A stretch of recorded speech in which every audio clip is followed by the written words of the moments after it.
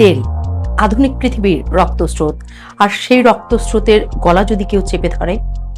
মধ্যপ্রাচ্যে হামলা পাল্টা হামলার মধ্যেই ইরান এমন এক পদক্ষেপ নিয়েছে যার অভিঘাত যুদ্ধক্ষেত্রের বাইরে গিয়ে পৌঁছেছে বিশ্বের প্রতিটি পেট্রোল পাম্পে। ক্ষেপণাস্ত্র শুধু ঘাঁটিতে নয়, এবার নিশানা পড়েছে তেলের রুটে।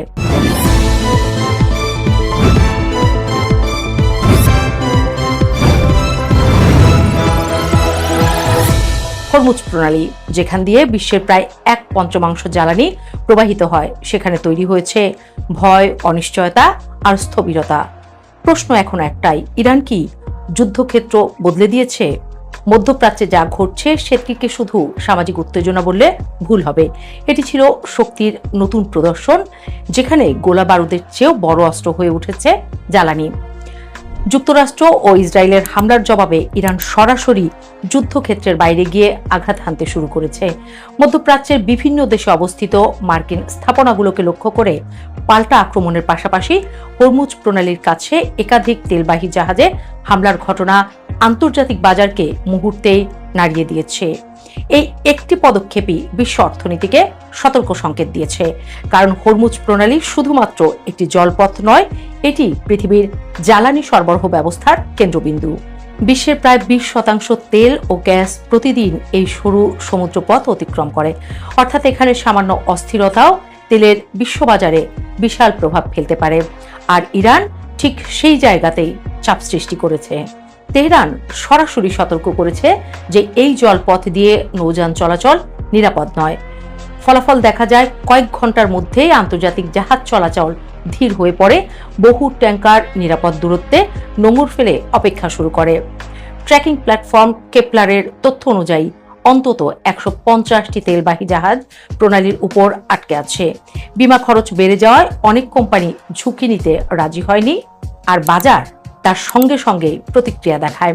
ব্রেন্ট ক্রুডের দাম এক লাফে 10% বেড়ে ব্যারেল প্রতি $82,000 ছাড়িয়ে যায়, যদিও পরে কিছুটা কমে $79 নেমে আসে। তবুও বিশ্লেষকদের মতে এটি ছিল একটি সতর্ক সংকেত। বাজার ভয় পেতে শুরু করেছে। একদিকে মার্কিন তেলের দামও দ্রুত বেড়ে দাঁড়ায় $72 উপরে।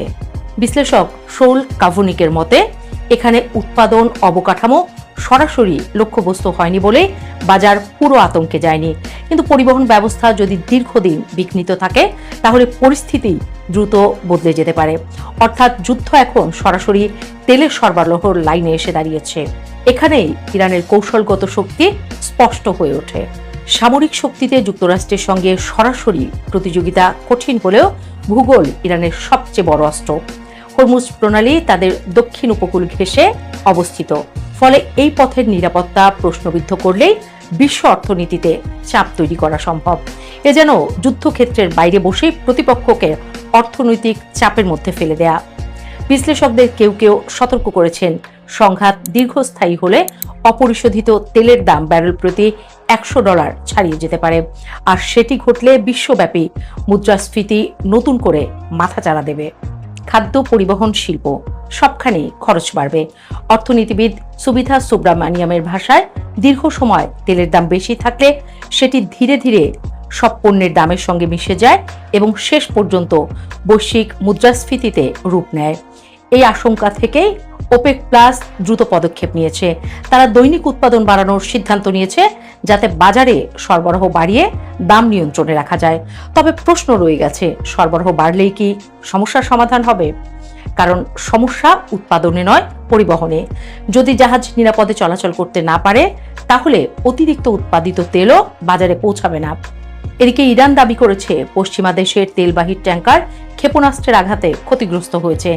যদিও যুক্তরাষ্ট্র ও যুক্তরাজ্য আনুষ্ঠানিকভাবে এই বিষয়ে মন্তব্য করেনি, তবুও আন্তর্জাতিক সামুদ্রিক সংস্থাগুলো জাহাজগুলোকে সর্বোচ্চ সতর্কতায় চলাচলের নির্দেশ দিয়েছে। ফলে তৈরি হয়েছে এক অদ্ভুত পরিস্থিতি। যুদ্ধ চলছে সীমিত পরিসরে, কিন্তু তার অর্থনৈতিক কম্পন বিশ্বজুড়ে অনুভূত হচ্ছে। এই মুহূর্তে সবচেয়ে বড় প্রশ্ন হলো, ইরান কি সরাসরি সামরিক সংঘর্ষের পাশাপাশি জ্বালানি অর্থনীতিকে অস্ত্র হিসেবে ব্যবহার করছে? যদি হরমুজ প্রণালী দীর্ঘ সময় অচল থাকে, তাহলে তেলের দাম অনেক বেশি বেড়ে যেতে পারে। এমন আশঙ্কা ইতিমধ্যে উচ্চারণ করছেন বিশ্লেষকরা। আর সেটি হতে পারে এই সংঘাতের সবচেয়ে বড় মোড়। কারণ আধুনিক যুদ্ধ শুধু বন্দুক বা ক্ষেপণাস্ত্র দিয়ে জেতা যায় না, কখনো কখনো জিততে হয় সরবরাহ শৃঙ্খলা নিয়ন্ত্রণের মাধ্যমে। মধ্যপ্রাচ্যের আকাশে এখনো উত্তেজনা ঘনীভূত, হামলা থামেনি, পাল্টা বার্তাও শেষ হয়নি। কিন্তু স্পষ্ট হয়ে উঠছে একটি বিষয়, ইরান শুধু প্রতিরক্ষা নয়, কৌশলগত চাপ তৈরির খেলায় নেমেছে। আর সেই খেলায় পুরো বিশ্ব অর্থনীতি এখন এক অনিচ্ছাকৃত দর্শক।